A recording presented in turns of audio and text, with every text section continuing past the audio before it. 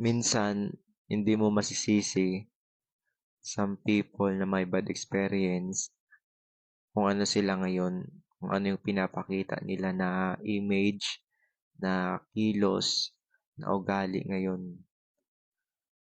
Siguro natuto lang sila sa nangyari sa kanila in the past na ayaw nilang mangyari in the present or sa labas. Siguro natatakot sila na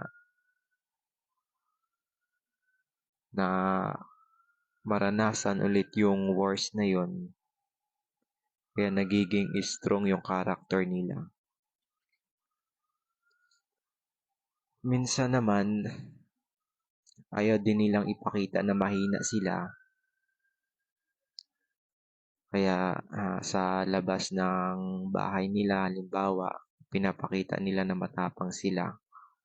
Lalo na yung may mga tao talaga na nakakaranas ng hindi mabuti sa loob ng bahay nila, o hindi lang sa loob ng bahay nila, kundi sa, halimbawa,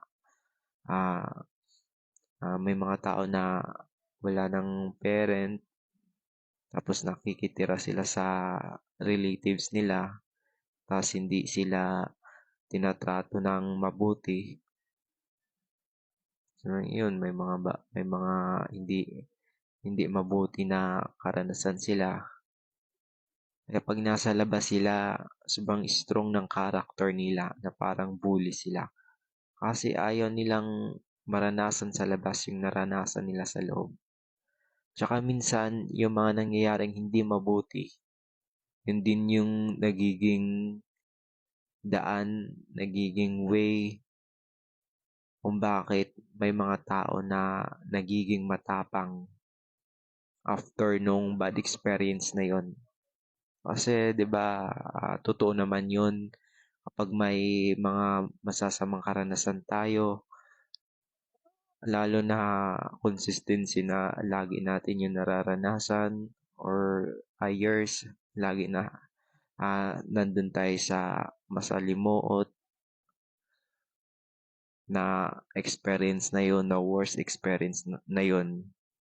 Just one day, ayun, gusto natin magbago yung buhay natin. Kaya may mga tao na nagiging malakas dahil sa pain na yun, sa worst na experience na yun sa buhay nila.